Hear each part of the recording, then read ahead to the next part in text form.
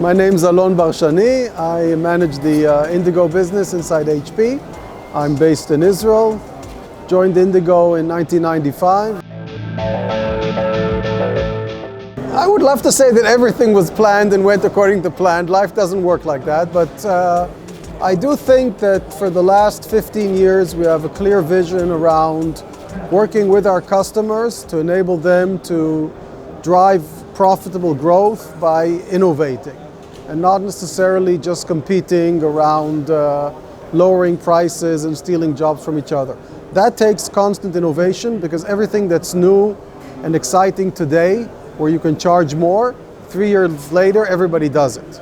So you all the time have to reinvent yourself, and our customers are very good at taking things that we've invented and not only using them, but actually saying, I'm going to do something a little bit different, or can you add this, or adding something of their own. And we've been working with workflow companies, media companies, finishing companies, so it's way beyond Indigo. It's around this whole system, which I think enables this profitable, exciting, high-value growth. Competition is good. I mean, it's very bad to ever get complacent. I think two things keep us on our feet. One is competition, but the reality is we have such a high market share that's not enough. The bigger thing is our customers. Our customers all the time push us, and I think our philosophy is to hear from our customers not only what's doing great, but where we're not great. And when I come to a show like this, a big learning is sitting with customers and asking them, where can we do better? Where is competition better? What worries you? And then you go back and you try to improve all the time. But competition is very important. Look, the reality is, first of all, that I think every technology has some pros and some cons. There isn't one technology usually that does everything the best. HP has a unique advantage because HP invented and has thermal inkjet, and HP acquired Cytec, so we have piezo. HP acquired Samsung printing, it has toner, and HP acquired Indigo, and we have the Indigo LEP technology. Internally in HP, we look at the customer and at the needs, and then what is the best fit for the technology.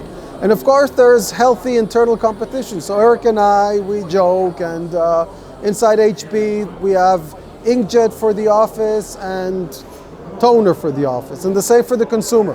At the end, the market decides. We give the customers choice.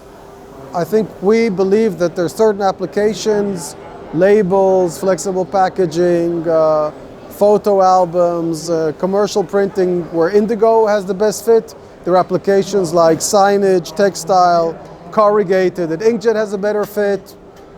This is good for the industry, and we like to kid each other around. It's like in the family, when brothers and sisters, they hate losing to each other. It's good.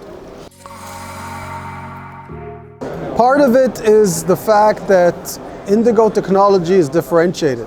And we can take our electro ink and we can put any pigment we want. So we can do security inks and fluorescent inks and color, spot color, etc., etc. The second thing, we've chosen a technology that's always a platform. So we can do a roll and a web, we can do a single engine and a double engine. We always have multiple drawers and duplex, so we don't have to develop a specific ink for every application. That helps us scale. It helps our customers expand their applications, but it also helps us, I think, drive up the productivity and lower the cost for the customer, just because we have the scale. Yeah, so our philosophy has always been, we take care of our existing customers, and when we launched 10 years ago the Series 3, the 6000, the 7000, today we have the 6900, we try to enable our customers to enjoy the innovation of software, special inks, mechanical improvements, etc. Once in a while you come with a new format or a new something which you can't retrofit, and then we enable our customers to trade in presses, etc. So we've been very successful with the Series 4. You mentioned the 50,000 at Albeli. It's doing photo albums, amazing quality, very high volume. We have a single engine that does posters and wallpaper. We have a single engine that does labels and flexible packaging. We have sheet fit. So you'll continue to see Indigo with a platform approach where we never develop one product for one application. We develop a platform and then very quickly we do other applications. Some we plan and some, quite frankly, our customers surprise us. People are doing balloons on the 20,000. We never designed the Indigo 20,000 to do balloons. But there's a good fit, so people do balloons. So first of all, when you look at the market, the vast majority of the market is still analog. So you have competition in the sense of who's spending money to buy a new press and what press do they buy. And then if they buy digital, what do they buy? But also I look at our competition as every page that's printed on an analog device, for me, is competition. So, 90-something% of the photo albums printed digitally in the world are Indigo. The vast majority of digital labels. But we still have a lot of labels that are printed Flexo. So our goal is to convert from Flexo to Indigo, but not just based on pricing, so everything is cheap, but to turn it into something which has security, which has variable data, personalization, mosaic, etc., etc. If you look at the market where we're competing against another digital vendor, we have by far the largest share. In the past, our competition used to be Xerox, Kodak, Zycon, mostly toner-based technologies. Today, they're still around, but I think they're weakening. People are talking a lot about inkjet as the future. The reality is for 10 years, there hasn't been that much growth in our space, but I think if I look 5-10 years ahead, there'll be more inkjet competition for us and less toner and less Flexo, gravure, etc., etc. And we have to continue to improve in all vectors, and then customers will choose. Price points have gone down significantly. In the world today, it's very interesting because paper pricing, ink prices, plates of the analog side have gone up a lot, while digital has not. So that's actually working in our favor. We are not greedy, I have to say. Obviously, we want to not only make money, we want to have enough to invest so we can come with innovation and show our customers how to continue to grow. We spend a lot of our money today educating the big brands and the small brands on why digital.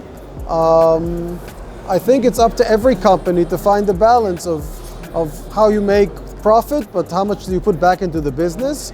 For me, the key thing, if our customers continue growing double digit, which they are, then we can grow and then we can invest back and everybody's happy. If you make money and your customers aren't, you're dead. If you don't make money and your customers are, it's also not good. The beauty of the Indigo model for the last 10 years is that our customers are growing, the end customers, the brands, the Coca-Colas and the local beer, craft breweries are happy, so the whole value chain, but it's because we're all the time doing something differently. We're always innovating. That for me, is the formula. It's not easy because everybody else comes and cuts prices, and that's not our philosophy. We're more expensive than competition, but we also add more value. So I think that's, by the way, very much also compatible with the Nordics mentality, right? Small countries can't compete just, I'm big and I have cheap labor. You have to add value, you have to innovate, you have to have beautiful design, good quality. That's our philosophy. Look, that's where you can never stop.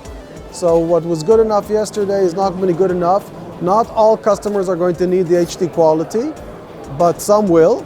And once you have HD, the beauty is then the engineers go back and realize now we can do FM screens, which we always thought was not needed or impossible on the Indigo. Now we can do smaller fonts, which have applications in security. Israel is a small, tiny country, so we all know each other. Some of the companies were founded by ex-Indigo people like Hicon. Some people like Skodix have people. We know each other from high school, from whatever. It's a small country. We don't give a preference to an Israeli company just because they're Israeli. We have actually other partners in this world.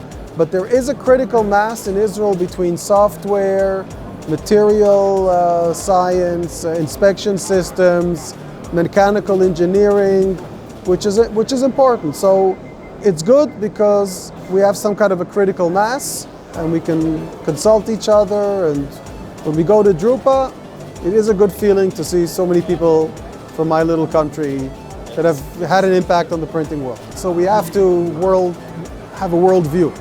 And because the world is global and we're a small country but very well connected to Asia and Latin America and immigrants from all over the world, I think it helps us. It helps us.